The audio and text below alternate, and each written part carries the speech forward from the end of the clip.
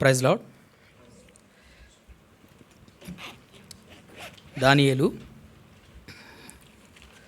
దానియేలు పుస్తకము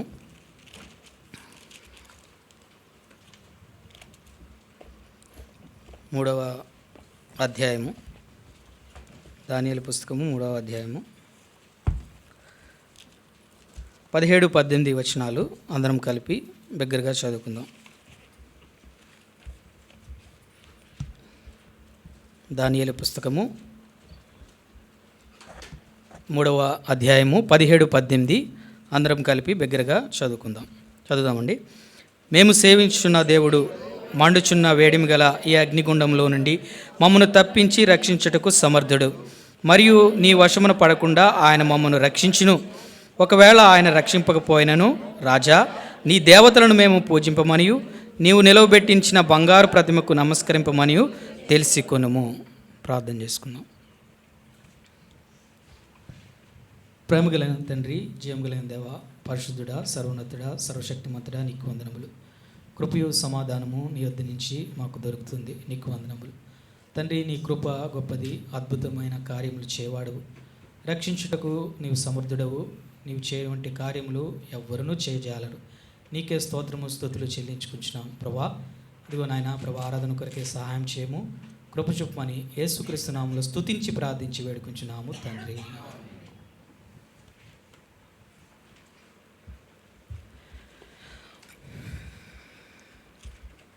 ఓకే, ఇక్కడ మనం చదవబడిన లేఖన భాగంలో ఇక్కడ ముగ్గురు వ్యక్తులు ఈ యొక్క సాక్ష్యము ఇస్తున్నారు. ఎవరితో చెప్తున్నారంటే ఈ మాటలు రాజు అయిన నెబుకద్నెజరుతో చెప్తున్నారు. ఆ యొక్క ప్రపంచంలోనే అత్యంత శక్తి కలిగిన రాజు నెబుకద్నెజరు రాజు. సర్వలోకము ఆయనకు నమస్కారము చేస్తున్నాయి, ఆయన రాజ్యం కింద ఉన్నాయి. అటువంటి రాజు యొక్క ఎదురు నిల్చుని వాళ్ళు ఏమంటున్నారంటే, ఎంతో ధైర్యంగా మాట్లాడుతున్నారు. ఇక్కడ మేము సేవించుచున్న దేవుడు ఈ యొక్క వేడిమి గల అగ్నిగుండంలో నుంచి మమ్మల్ని తప్పించగలడు. ఎందుకు అంటే గన అక్కడ రాజు ఒక ఆజ్ఞ ఇచ్చాడు. మనకు తెలిసిన కదే. రాజు ఒక ఆజ్ఞ ఇచ్చాడు. ఏంటంటే, ఒక శాసనం చేయబడింది. ఏంటంటే, ఆ యొక్క ఇన్స్ట్రుమెంట్స్ అన్నీ వాయించినప్పుడు ఆ ప్రతిమకు అందరూ కూడా నమస్కారం చేయాలి, అంటే ఆ ప్రతిమను ఆరాధించాలి. అటువంటి ఆజ్ఞ చేయబడింది. అయితే వీళ్ళు ఎటువంటి స్టాండ్ తీసుకున్నారంటే, మేము చనిపోవడానికైనా సిద్ధమే కానీ మేము మీ యొక్క దేవతలను మేము పూజించము, నీవు నిలబెట్టిన ఆ యొక్క ప్రతిమకు నమస్కారం చేయమని ఎంతో ధైర్యంగా వీళ్ళు ఆ యొక్క రాజు ఎదుటే సాక్ష్యం ఇస్తున్నారు. ఆ పై వచనంలో చూస్తే ఏమంటున్నారు, రాజా, నీకు ప్రత్యుత్తరం ఇవ్వాల్సిన అవసరం కూడా మాకు లేదని చెప్తున్నారు. ఈవెన్ అది ఒక సామాన్య ప్రజలు చెప్తే ఓకే, వీళ్ళు ఏంటంటే రాజు దగ్గర సేవకులు, విచారణకర్తలుగా ఆ యొక్క నెబుకద్నెజరు రాజు వారిని ఒక ఉద్యోగంలో, ఒక రెస్పాన్సిబుల్ ఉద్యోగంలో ఉంచాడు. ఆయన కూడా వీళ్ళు ఏం చేస్తున్నారంటే, తమ దేవుణ్ణి ఆరాధించడం కొరకు, నేను మా దేవుణ్ణి ఆరాధిస్తాం కానీ నీ యొక్క దేవుణ్ణి ఆరాధించము, దాని కొరకు మా ప్రాణములైన వచ్చేటకు మేము సిద్ధంగా ఉన్నామని వీళ్ళ యొక్క స్టాండ్ తీసుకున్నారు. అయితే ఇంతగా ఆ రాజుని ఎదిరించి స్టాండ్ తీసుకుని ఆరాధించడంలో ఏంటి వాళ్ళు ఏం తెలుసుకున్నారు అంటే, వాళ్ళ జీవితంలో ఏంటి అంతగా దేవుని ఆరాధించాలని అలాగ తీసుకోవడానికి వాళ్ళు ఏంటి కారణం ఏంటంటే, అసలు వీళ్ళు ఎవరు అనే మనం చూసినట్లయితే, వీళ్ళు యోధా రాజవంశంలోని యొక్క బాలురు. ఆ యోధా రాజవంశంలో పుట్టిన వాళ్ళు అనమాట. యెహోయాకీము అనే ఒక యోధా రాజు ఏలుబడిలో ఉన్నప్పుడు నెబుకద్నెజరు రాజు ఆ యొక్క యెరూషలేము మీదకి దండెత్తి ఆ యూదుల యొక్క రాజవంశంలో కొంతమంది ముఖ్యులను, కొంతమంది రాజవంశంలో ఉన్న వారిని చెరపట్టి తీసుకొని వచ్చాడు. చెరపట్టి తీసుకొని వచ్చిన వాళ్ళలో దానియేలు, అలాగే ఈ షడ్రక్, మేషక్, అబేద్నెగో అనే వీళ్ళు ఉన్నారనమాట. అయితే వీళ్ళు ఏంటంటే యూదులు కాబట్టి, రాజవంశంలో ఉన్నవారు కాబట్టి వీళ్ళకి చరిత్ర అంతా తెలుసు. అంటే మా పితరులు ఎటువంటి వారు ఎవరు అని అన్నీ చదువుకొని ఉంటారు. ఎందుకంటే యూదులు వాళ్ళు పస్కా పండుగ ఒకటి ఆచరిస్తారు, అలాగే పర్ణశాల పండుగ ఆచరిస్తారు. ఇవన్నీ అలాగే ఆ యొక్క వాళ్ళు బైబిల్ స్టడీ రాజవంశంలో ఉన్నవారు కాబట్టి వాళ్ళు ఆ చరిత్ర అంతా చదువుకుంటారు. వాళ్ళు ఏంటి మోషే రాసిన ధర్మశాస్త్రంలో ఏమైతే రాయబడింది, ఒకప్పుడు మేము ఎలా ఉంటిమి, ఒకప్పుడు మేము మా యొక్క స్థితి ఏంటి, ఒకప్పుడు మా యొక్క బ్రతికేంటి అని ఇటువంటివన్నీ కూడా వాళ్ళు స్టడీ చేసుకున్నారు. సో కాబట్టి వీళ్ళు ఇంతగా దేవుని వాళ్ళు ఆ రాజు దగ్గర నిలబడి మేము మీ దేవతలను ఆరాధించము, మేము మా దేవుడిని ఆరాధించుస్తామని చెప్పడానికి one of the major reason ఏంటంటే వాళ్ళకి గత చరిత్ర తెలుసు, వాళ్ళు మర్చిపోలేదు. చాలామంది ఇప్పుడున్న దాన్ని బట్టి, ఇప్పుడు దేవుడు దీవించిన విధానాన్ని బట్టి కొంతమంది గర్విస్తారు, వాడి యొక్క పాత కథను మర్చిపోతారు. అయితే ఒకప్పుడు వీళ్ళ యొక్క పాత చరిత్ర ఏంటంటే వీళ్ళు ఒకప్పుడు దాసులుగా, వాళ్ళ పితరులు ఐగుప్తులో 430 సంవత్సరాలు ఎట్లా ఉన్నారంట, దాసులుగా, బానిసలుగా ఆ ఫరో యొక్క రాజ్యాధికారం కింద ఉన్నారు. అటువంటి వాటి నుంచి ప్రభు అయిన దేవుడు ఏం చేశాడంట, తన బాహుబలం చేత వారిని విడిపించాడు. రండి చూడండి, ద్వితీయోపదేశకాండము 5:6 చదవండి.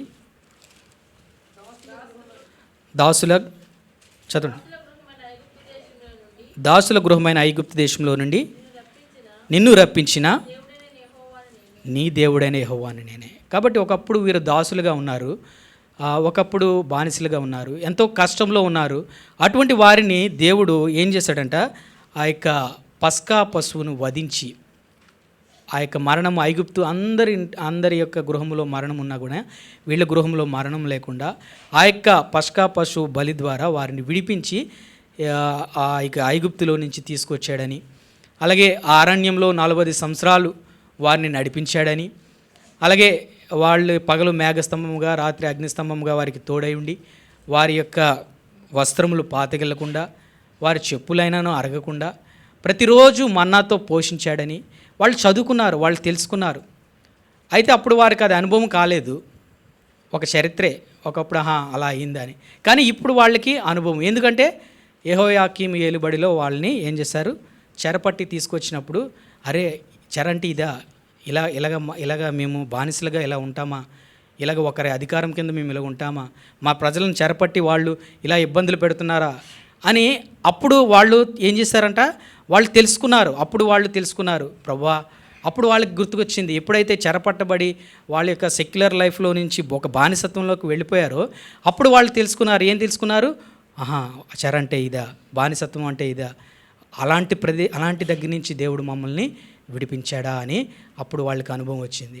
అనుభవం వచ్చి వెంటనే ప్రభువా ఎంత గొప్ప కార్యం చేసావా, 40 సంవత్సరాలు మాకు ఆకలైనను దప్పైనను లేకుండా మాకు ఎంతగా సహాయం చేసావా, ఈ లోకంలో మేము అనేకసార్లు తిండి లేకుండా ఉండే రోజులు మాకు తెలుసు, కానీ నువ్వు 40 సంవత్సరాలు ఆ యొక్క కానాన్లోకి వెళ్ళే వరకు కూడా నువ్వు ఆ మన్నాను సప్లై చేస్తూనే ఉన్నావు, ఏ రోజు మమ్మల్ని పస్తు పెట్టలేదు, ఏ రోజు మమ్మల్ని విడిచిపెట్టలేదని వాళ్ళు గుర్తెరిగి అందుకొరకు దేవుని కొరకు స్టాండ్ తీసుకున్నారు. అందుకే మనం చూస్తే ఇక రోమీలకు రాసిన పత్రిక అంతకన్నా ముందు యోహాను సువార్త 8:34 చదవండి. 8:34 చదవండి. అందుకు యేసు పాపం చే ప్రతివాడును పాపమునకు దాసుడని మీతో నిశ్చయం చెప్తున్నాను. కాబట్టి ఈరోజు ఆరాధన కొరకు మనం కూడా మన చరిత్రను మర్చిపోకూడదు. మనం ఒకప్పుడు ఎట్లా ఉంటిమి, దేవుడు మనల్ని సంధించక ఉన్నప్పుడు, దేవుడు ఒకవేళ మనల్ని పిలుచుకోకపోతే మనం ఎట్లా ఉంటాం అనేది ఒకసారి జ్ఞాపకం చేసుకుంటే దేవుణ్ణి మనము ఇప్పుడు ఆరాధించడానికి మనకి ఒక స్టాండ్ అనేది మనకి దొరుకుతుంది. ఏంటంటే ఒకప్పుడు మనం పాపమునకు దాసులుగా ఉన్నాం. అయితే ఆయన ఏం చేశాడు, రోమీలకు రాసిన పత్రిక 6:6 రోమీలకు రాసిన పత్రిక 6:6 ఏమనగా మనమికను పాపమునకు దాసులు కాకున్నట్టుకు పాప శరీరము నిరర్ధకమగినట్లు మన ప్రాచీన స్వభావము ఆయనతో కూడా సిలువ వేయబడినదని ఎరుగుదాం. మన పాప శరీరము ఆయన సిలువ ద్వారా, ఆయన యొక్క బలియాగం ద్వారా, ఆయన సిలువలో మరణించుట ద్వారా ఏం చేశాడంట, మనం పాపమునకు దాసులుగా ఉండి, ఆ పాపానికి బానిసలుగా ఉండి, ఆ పాప జీవితం జీవించకుండా ఉండడానికి దేవుడు ఏం చేశాడంట, తానే మన కొరకు సిలువ వేయబడ్డాడు. ఆ సిలువ ద్వారా మనం ఏం చేస్తాము, ఆ దాసత్వం నుంచి విడుదల చేయబడ్డాం. ఇది మనం చదువుకుంటే చాలా సింపుల్గానే ఉంటుంది, కానీ అనుభవిస్తే అది దాని యొక్క ప్రభు చేసిన కార్యము తెలుస్తుంది. కాబట్టి సిలువ యొక్క మరణము, ఆయన బలియాగము నిత్యము కూడా అది నూతనంగా నిత్య నూతనంగానే ఉంటుంది. ఎందుకంటే ఆయన చేసిన కార్యం బట్టి. ఒకప్పుడు మనం ఇప్పుడు రక్షించబడతాం, దేవునిలో ఉంటాం.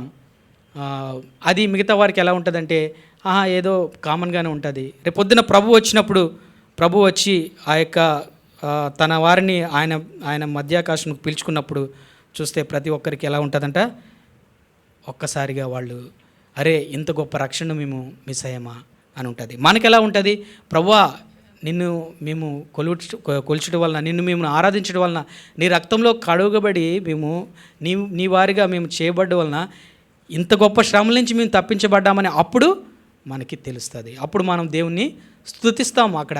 అక్కడే మనం ప్రభుని స్తుతిస్తాం. ప్రభువా ఎంత గొప్ప శ్రమల నుంచి తప్పించావా, నన్ను మీ దగ్గరికి చేర్చుకున్నావా అని మనం స్తుతిస్తాం. కాబట్టి వాళ్ళు ఆ యొక్క పాత చరిత్రను వారు మర్చిపోకుండా ఏం చేశారంట, వాళ్ళు ఏం చేశారు, దేవుని కొరకు స్టాండ్ తీసుకున్నారు. కాబట్టి ఇంకా వాళ్ళు ఆ విధంగా స్టాండ్ తీసుకోవడానికి, దేవుణ్ణి గణపరచడానికి ఇంకా ఏంటి రీజన్ అంటే ఇక్కడ మనం చూస్తే ఇంకా వాళ్ళు ఆ విధంగా స్టాండ్ తీసుకోవడానికి ఏంటంటే కారణం, వాళ్ళ యొక్క ప్రజెంట్ స్థితి ఇప్పుడు ఎలా ఉన్నారనేది వాళ్ళు గుర్తెరిగారు. ఒకప్పుడు మేము ఎట్లా ఉంటామని గుర్తెరిగారు, ఇప్పుడు మేము ఎలా ఉన్నామని వాళ్ళు గుర్తెరిగారు. వాళ్ళు ఇప్పుడు ఎలా ఉన్నారంటే ఒకసారి చూడండి, దానియేలు గ్రంథము, షడ్రక్ మేషక్ అబేద్నెగోలు, దానియేలు గ్రంథము రెండవ అధ్యాయము 49వ వచనం, 2వ అధ్యాయం 49వ వచనం చదవండి. అంతటి దానియేలు రాజునొద్ద మనవి చేసుకొనగా, రాజు షడ్రక్ మేషక్ అబేద్నెగో అని వారిని బబులోను సంస్థానం మీద విచారణకర్తలుగా నియమించెను. అయితే దానియేలు రాజు సన్నిధిని ఉండెను. అయితే చెరపట్టబడిన వారు చెరలో ఉండాలి, వారితోటి ఉన్న వారందరూ ఎక్కడెక్కడో ఉన్నారు. కానీ వీళ్ళు ఎట్లా ఉన్నారంట, వీళ్ళు ఆ యొక్క సంస్థానముల మీద విచారణకర్తలుగా నియమింపబడ్డారు. ఎందుకు వీళ్ళు మాత్రమే సంస్థానం మీదనే ఆ యొక్క దీనిగా నియమింపబడ్డారంటే, వాళ్ళు తీసుకునే స్టాండ్ ఏంటంటే, ఇక్కడ చూస్తే దానియేలు గ్రంథము 1వ అధ్యాయము 8వ వచనము చదవండి. రాజు భుజించు భోజనము, పానము చేయ ద్రాక్షరసము పుచ్చుకొని తన్ను అపవిత్రపరచకూడదని దానియేలు ఉద్దేశించి. చాలండి, ఇక్కడ రాజు భుజించు భోజనమును పానమును ఇక నేను త్రాగను, నన్ను నేను అపవిత్రపరచుకునని దానియేలు మొదటగా నించున్నాడు. అక్కడ 8వ వచనంలో షడ్రక్ మేషక్ అబేద్నెగో వారు లేరు. ఫస్ట్ దానియేలు నించున్నాడు, నేను మా దేవునికి విరోధమైన కార్యములు చేయను, నన్ను నేను అపవిత్రపరచుకోను అని ఇక్కడ దానియేలు నించున్నాడు. ఆ తర్వాత ఎప్పుడైతే దానియేలు నిలబడ్డాడో ఆ తర్వాత అక్కడ 11వ వచనం చూస్తే దానియేలు తర్వాత ఎవరు నిలబడ్డారట, హనన్య, మిషాయేలు, అజర్యా అని వారి మీద నియమించిన నియామకునితో దానియేలు ఇట్లనెను. అలాగే ఇక్కడ 17వ వచనం చూస్తే, ఈ నలుగురు బాలుర సంగతి ఏమనగా, ఆ నలుగురు ఒక్కసారిగా ఒక అతను ఫస్ట్ స్టాండ్ తీసుకున్నాడు, అతన్ని బట్టి మిగతా ముగ్గురు కూడా అక్కడ వాళ్ళకి యాడ్ అయిన తర్వాత ఆ నలుగురు, ఇక్కడ 17వ వచనంలో ఈ నలుగురు సంగతి ఏమనగా, దేవుడు వారికి జ్ఞానమును సకల శాస్త్ర ప్రావీణ్యతను వివేచనను అనుగ్రహించాను. కాబట్టి ఎప్పుడైతే తాను అపవిత్రపరచుకోకూడదని దేవుని వాక్యమునకు విధేయులై వాళ్ళు ఎప్పుడైతే నిలబడ్డారో అప్పుడు ఏమైందంట, వారికి దేవుడు ఏం చేశాడు, బ్లెస్ చేశాడు. అంటే దేవుణ్ణి ఘనపరిచారు, దేవుణ్ణి మహిమపరిచారు. అక్కడ వారందరూ ఆ యొక్క మంచి డెలిషియస్ భోజనాలు తింటుంటే మేము మాత్రము ఆ అపవిత్రమైన మేము ముట్టుకోము, మాకు సాధారణమైన భోజనం ఇవ్వండి, మేము అవే తింటాం, మేము పర్వాలేదు, మాకు మా దేవుడు చూసుకుంటాడని ఆయన నిలబడ్డారు. ఆ నిలబడడం చేత వీళ్ళు ఏం చేశారంట, వీళ్ళకి దేవుడు జ్ఞానమును అవన్నీ కూడా అనుగ్రహించాడు. వాళ్ళు చివరికి ఎట్లాగయ్యారంట, విచారణకర్తలుగా నియమింపబడడానికి అవకాశం వచ్చింది. కాబట్టి ఈ విధంగా మేము ఆ రోజు దేవుని కొరకు మేము స్టాండ్ తీసుకున్నాం కాబట్టి, దేవుని కొరకు అది నిలబడిన దానియేలు పక్షంగా, దానియేలుతో పాటు మేము కూడా ఆ విధంగా ఉన్నాము కాబట్టి దేవుడు మమ్మల్ని ఇలాగా ఆశీర్వదించాడని వారు గుర్తించారు. అందుకనే వాళ్ళు ఇప్పుడు ఏమంటున్నారు, ఒక సమయం వచ్చింది, మీరు తప్పకుండా ఆ ప్రతిమను ఆరాధించాలని రాజు ఆజ్ఞ ఇచ్చినప్పుడు చనిపోతే చనిపోతాం. అక్కడ అలాగా భోజనము లేకపోతే పర్వాలేదు, మేము మాత్రం అపవిత్రపరచుకోమని ఏ విధంగా స్టాండ్ తీసుకున్నారో అదేవిధంగా వీళ్ళు ఇంకా బలంగా స్టాండ్ తీసుకున్నారు. ఈసారి ధైర్యంగా, రాజా చనిపోతే చనిపోతామయ్యా, మేము మాత్రం వాటిని ఆరాధించాం, నిన్నే మా దేవుణ్ణే ఆరాధిస్తాం, నీ మాట మేము వినమని వారు ధైర్యంగా వారు ఏం చేశారంట, స్టాండ్ తీసుకున్నారు. ఆ విధంగా స్టాండ్ తీసుకోవడం వల్ల అక్కడ ఏం జరిగిందంటే, ఇక్కడ చూస్తే 3వ వచనంలో 3వ అధ్యాయంలో ఆ విధంగా స్టాండ్ తీసుకోవడం వల్ల 3వ అధ్యాయంలో 29వ వచనంలో రాజు ఏమంటున్నాడంట, కాగా నేను ఒక శాసనం నియమించున్నాను, ఈ విధంగా రక్షించుటకు సమర్థుడు గల దేవుడు మరిగాక మరి ఏ దేవుడును లేడు. అక్కడ ఏం జరిగింది మనకి కథ తెలుసు కదా. దానియేలు షద్రక్ మేషక్ అబేద్నెగోలను అగ్నిగుండంలో వేసేస్తారు. వేసిన తర్వాత దేవుడు వారిని అగ్ని నుంచి రక్షిస్తాడు. ఎవరైతే వారిని అగ్నిలో వేస్తారో వాళ్ళు చనిపోతారు, కానీ దానియేలుకి షద్రక్ మేషక్ అబేద్నెగోలకి ఏమీ జరగదు. ఆ విధంగా చేయడం వల్ల ఏం జరిగింది, వాళ్ళు తీసుకున్న స్టాండ్ని బట్టి అన్యరాజు అక్కడ దేవుణ్ణి గణపరిచాడు. అన్యరాజు గణపరచడం వలన ఇక్కడ 30వ వచనంలో చూస్తే షద్రక్ మేషక్ అబేద్నెగో అనే వారిని బబులోను సంస్థానంలో హెచ్చించారు. ఎప్పుడైతే వారు దేవుని ఆరాధించుటకు తన మనస్సును స్థిరపరచుకున్నారో, దేవుని స్తుతించుటకు గణపరచుటకు వాళ్ళ మరణమైనా పర్వాలేదు కానీ నేను దేవుని ఆరాధించడం మాననని వాళ్ళు ఎప్పుడైతే స్టాండ్ తీసుకున్నారో దానిని బట్టి ఒక గొప్ప కార్యం వారి జీవితంలో జరిగింది. దాన్ని బట్టి అన్యులు దాన్ని చూసిన వారు దేవుని స్తుతించారు. అలాగే వీళ్ళకి ఏం జరిగింది, గొప్ప హెచ్చింపు వారికి దొరికింది. ఇదే విధంగా దానియేలుకు కూడా జరిగింది. ఇక్కడ షద్రక్ మేషక్ అబేద్నెగోలకి జరిగింది, అలాగే సేమ్ దానియేలుకి జరిగింది. దానియేలుకి కూడా ఏం చేశారు, దానియేలుని ఏదో ఒక దేశంలో పట్టుకోవాలని చెప్పేసి ఒక శాసనం చేశారు. దానియేలు కూడా అట్టి శాసనం, అక్కడ చూస్తే 6వ వచనం చూస్తే ఇట్టి శాసనము సంతకం చేయబడిన దానియేలుకి తెలిసినా కూడా ఏం చేశాడంటే, ఇక్కడ 10వ వచనం చదవండి ఒకసారి. ఇట్టి శాసనం సంతకం చేయబడి దానియేలు తెలుసుకొనెను, అతడు తన ఇంటికి వెళ్ళి యథాప్రకారంగా అనుదినము ముమ్మారు మోకాళ్ళుని తన ఇంటి పైగది కిటికీలు యెరూషలేము తట్టునకు తెరువబడి ఉండగా తన దేవునికి ప్రార్థన చేయొచ్చు, ఆయనను స్తుతించుచు వచ్చెను. ప్రార్థన చేస్తున్నాడు, స్తుతిస్తున్నాడు, ప్రార్థన చేస్తున్నాడు. స్తుతించుడు అంటే ఆరాధన చేస్తున్నాడు, ప్రార్థన చేస్తున్నాడు, దేవుణ్ణి ఆరాధన చేస్తున్నాడు. ఎప్పుడు ఆరాధన చేస్తున్నాడు, అట్టి శాసనము సంతకం చేయబడింది. ఏం శాసనం అంటే 30 దినాలు ఆ యొక్క రాజుకే మనవి చేయాలి, ఎవరికి మనవి చేయకూడదు. అలాంటి శాసనం సంతకం చేయబడింది. ఒకవేళ అది ఎవరైనా మీటితే ఏం చేస్తారు, సింహ బోన్లో పడవేస్తారు. అది ఒక ట్రాప్ అండి, దానియేలుని పట్టుకోవడానికి ఏర్పాటు చేయబడిన ట్రాపే అది. కాబట్టి ఎవరైతే ఆ ట్రాప్ ఏర్పాటు చేస్తారో వాళ్ళు ముందుగానే ఒక మంచి గుహను సెట్ చేస్తారు. అలాగే దానియేలుని సంహరించడానికి ఒకటి కాదు, ఒక 4-5 సింహాలను కూడా, మంచి సింహాలను రెడీ చేస్తారు. సో ఈ విధంగా ఇవన్నీ కూడా చేశారని దానియేలుకి తెలుసు. ఎందుకంటే దానియేలు అక్కడ ఉన్న యొక్క దేశంలో ఉన్న 3 ప్రధానుల్లో ఈజ్ ద టాపర్ అనమాట.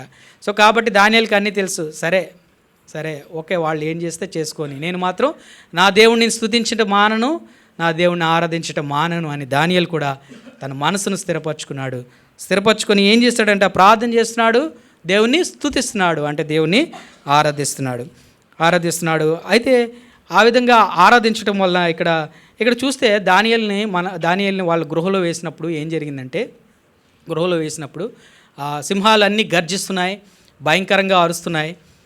మేబీ ఈరోజు దానియేలుని పట్టుకుంటాం కాబట్టి వాటికి తిండి ఏం పట్టద్దు, దానియేలే వాళ్ళకి ఆహారం అని చెప్పేసి మంచిగా దాన్ని చేసి ఉంచుతారేమో, ఉంచి ఉండొచ్చు. దానియేలుని తీసుకెళ్ళి వేసేశారు. వేసిన వెంటనే అవన్నీ గర్జిస్తున్నాయి భయంకరంగా. అయితే దానియేలు ఏమంటున్నాడంటే తన మనసును నిబ్బరపరుచుకున్నాడు, ప్రభువా నీ చిత్తం ప్రభువా, నేను నిన్ను స్తుతించడం మానను, నేను ప్రార్థన చేయడం మాననని. ఎప్పుడైతే దానియేలు అక్కడ ఉన్నాడో దేవుని స్తుతించడం వలన దేవుడు ఏం చేశాడు, తన యొక్క దూతలు నంపి ఆ యొక్క సింహాల నోళ్ళన్నింటినీ మూయించాడు. ఎప్పుడైతే సింహాలన్నీ సైలెంట్ అయిపోయో దానియేలు సరే నేను చనిపోతానని అనుకుని ఉండొచ్చేమో ఆ యొక్క గృహలో ఉన్నప్పుడు, అప్పుడు వరకు గర్జించిన సింహాలు ఒక్కసారిగా సైలెంట్ అయిపోయినప్పుడు వెంటనే దానియేలుకి అర్థమైపోయిందా, దేవుడు తన కార్యం చేశాడు, సింహాల నోళ్ళు దేవుడు మూయించాడు. ఇంకా అంత గొప్ప కార్యము దేవుడు చేసిన వెంటనే దానియేలు ఊరుకుంటాడండి. ఆ రాత్రంతా దేవుని స్తుతిస్తాడు, ప్రభువా ఎంత గొప్ప కార్యం చేస్తావు, నా మరణం నుంచి నన్ను తప్పించావు, ఈ సింహాల నోళ్ళు మోయించావు అని చెప్పేసి. మన జీవితంలో కూడా మన దేవుడు, మనం ఎప్పుడైతే ఆరాధన చేయడం నేర్చుకుంటామో, ఎప్పుడైతే ఆరాధన చేస్తామో దేవుడు సింహాల నోళ్లను మూయిస్తాడు.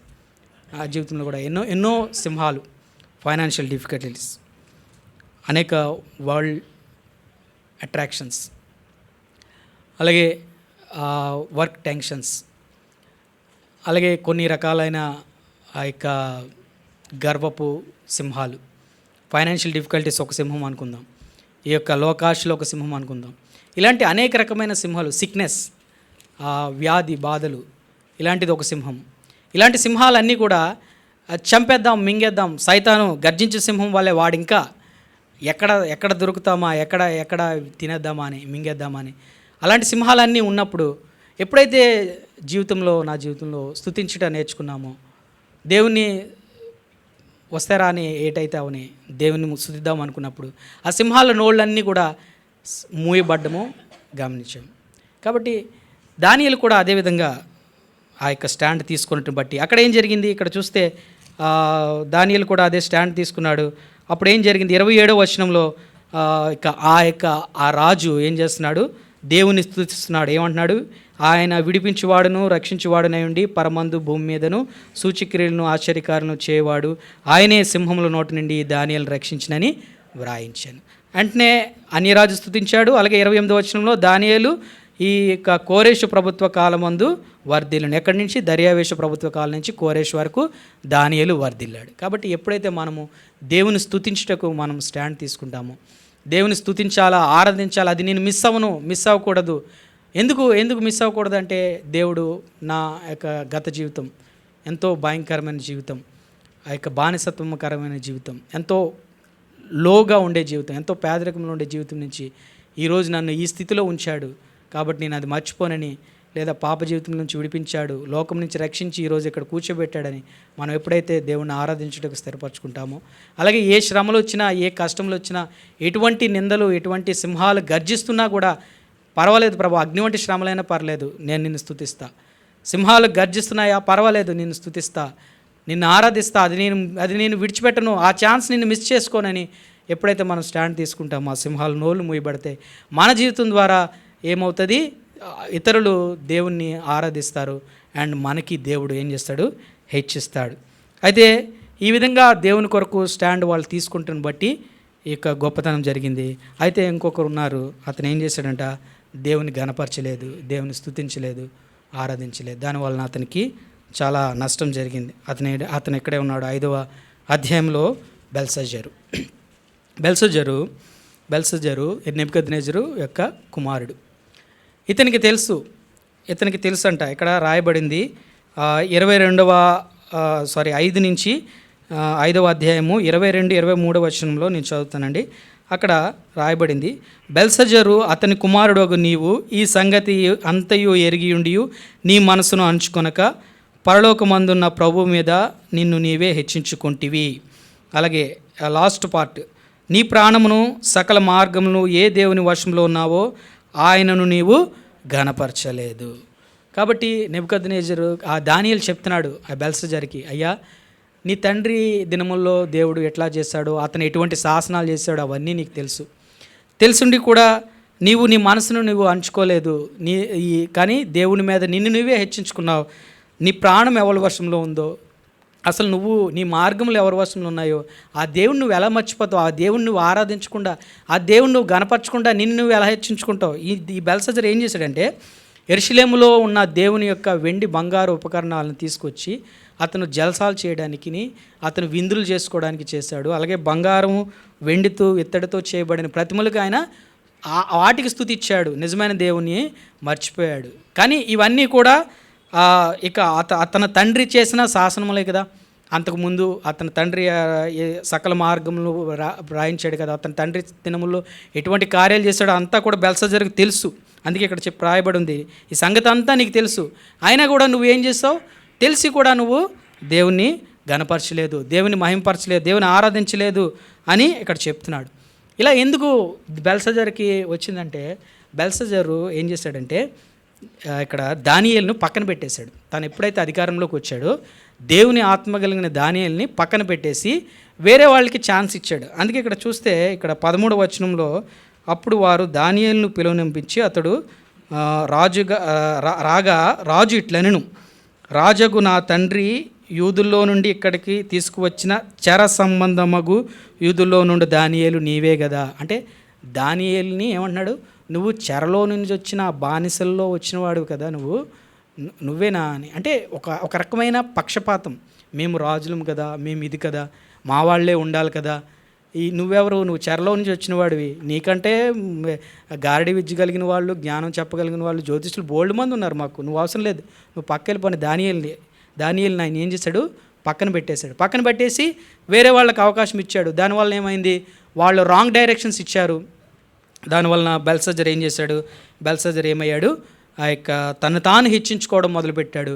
చివరికి ఏమైంది, అతని యొక్క రాజ్యము పోయింది, అలాగే తన యొక్క ప్రాణమే చివరికి పోయింది.